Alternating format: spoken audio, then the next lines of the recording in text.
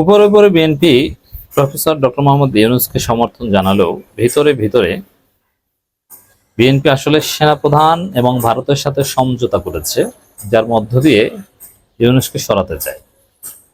এজন্য দেখবেন যে বিএনপির হ্যাঁ জনরোষের ভয় আছে, পিটানি খাওয়ার ভয় আছে। এজন্য বলে যে ডক্টর ইউনূস আপনি 18 কোটি মানুষের নেতা, আবার বলে যে তিনি গেলে যাবেন, তাতে কি হয়েছে। আবার কিছু নেতা কিন্তু তাকে বলেন যে আপনি চলে যান, তাকে বলছে যে আপনি এই সেই, আপনি চলে যান, আপনি কে।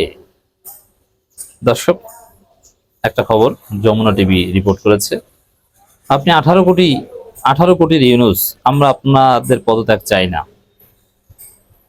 বিএনপি চেয়ারপারসন উপদেষ্টা জয়নুল আবেদিন ফারুক, বিএনপি চেয়ারপারসন উপদেষ্টা যে কতজন আছে এর ঠিক নেই, মানে এটা একটা দুধভাত পোস্ট। এই ফারুকদের মাধ্যমে এখন শুধু ফারুক না, তারেক রহমান এক এক নেতার মাধ্যমে এক এক ধরনের অ্যাসাইনমেন্ট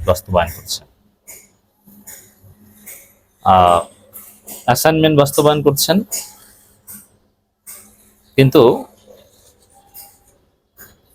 যেটাকে বলে দলের ভিতরে আসলে গুরুত্বপূর্ণ কোনো ভূমিকা বা পদ নেই। এই চেয়ারপারসন উপদেষ্টা ওটা দুধভাত, এটা কিচ্ছু না ভাই। তো দর্শক, এই যে কথাটা, কত সুন্দর কথা দেখেন, আপনি 18 কোটি ইউনূস, 18 কোটি মানুষের ইউনূস, আমরা আপনার পদত্যাগ চাই না, এর চাইতে ভালো কথা আর আছে? আবার সালাউদ্দিন বলছে যে ইউনূস চলে গেলে কোনো শূন্যতা তৈরি হবে না। আবার দুদু, রিজভী কিংবা ফজলুর রহমানের বক্তব্য যদি শোনেন তাহলে কি দাঁড়ায়, যে এখনই চলে যান, আমরা আছি, আমরা দেশ চালাবো।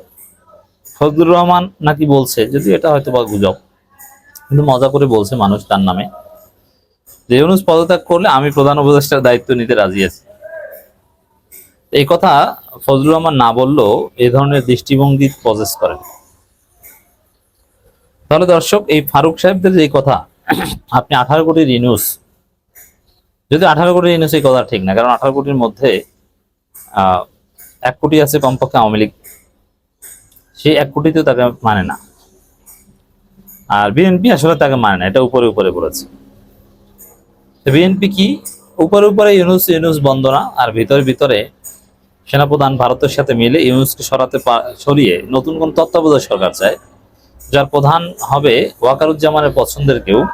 আর বিএনপিকে ওয়াকার বুঝিয়েছে যে নতুন কেউ আসুক, 90 দিনের মধ্যে নির্বাচন আমি দিয়ে দিব, চিন্তা করি না। কিন্তু আসলে ওয়াকারের পছন্দের কেউ আসলে 90 দিনের মধ্যে নির্বাচন স্বপ্নেও দেখা লাগবে না, 90 মাসের মধ্যে নির্বাচন হয় কিনা তখন দেখবেন। তা আপনি 18 কোটি ইউনূস, আমরা আপনার পদত্যাগ চাই না, এটা ফেক কথা, এটা উপর কথা, এটা ট্রু নয়।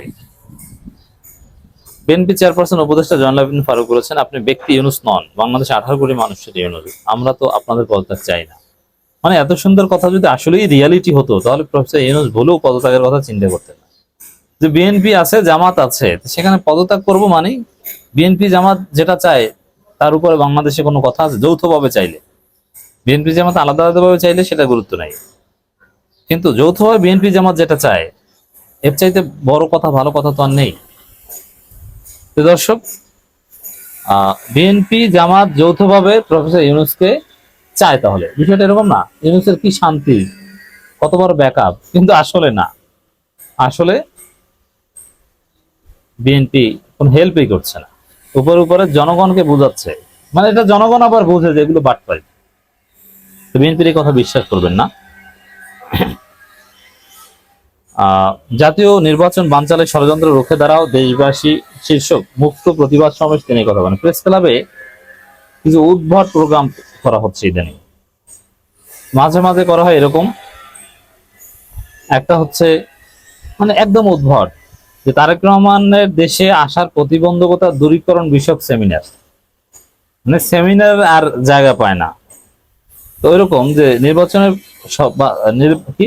জাতীয় নির্বাচন বানচালের ষড়যন্ত্র রুখে দাঁড়াও মুক্ত প্রতিবাদ, তা প্রেস ক্লাবে, এত সহজ। প্রেস ক্লাবে 2-4 জন দাঁড়িয়ে যাবে আর ফারুকরা যে বক্তব্য দিবে আর ষড়যন্ত্র বানচাল রুখে দেওয়া যাবে। মানে এই ধরনের উদ্ভট কিছু প্রোগ্রাম হচ্ছে। ডক্টর ইউনূসকে উদ্দেশ্য করে ফারুক বলেন, আপনার মতো সচেতন নাগরিক যিনি বিশ্বের দরবারে আমাদেরকে গর্বিত করেছেন, আপনি নোবেল জয়ী, আপনি ব্যক্তি ইউনুস নন, বাংলাদেশে 18 কোটি ইউনুস। কিন্তু আমি বিস্মিত হয়েছি, পত্রিকা দেখেছি, কতটুকু সত্য জানি না, এনসিপি নেতাকে বলছেন আমার পদত্যাগ করা ছাড়া কোনো উপায় নেই। মানে এত ইউনুস ভক্ত বিএনপি, ওরে বাবা। আবার বিএনপি বলেছে তা ইউনুসকে নাকি বিএনপি এনেছে, অথচ এটা ভুল। তিনি বলেন এই খবর কতটুকু সত্য জানি না। এটা আমার মনটা বড় খারাপ হয়েছে। আপনাকে কি জন্য বসিয়েছিলাম, আপনাকে কেন বসিয়েছিলাম? 9 মাস আপনি কি কি পথে এগোতে পেরেছেন? পারেননি। না পারার কারণকে আমরা আমরা আপনাদের এগুলো আমরা জানতে চাই, নানান কিছু তফসিল ঘোষণা করেন। যাই হোক, এই কথাগুলো ফেক কথা, এগুলো বিশ্বাসযোগ্য নয়।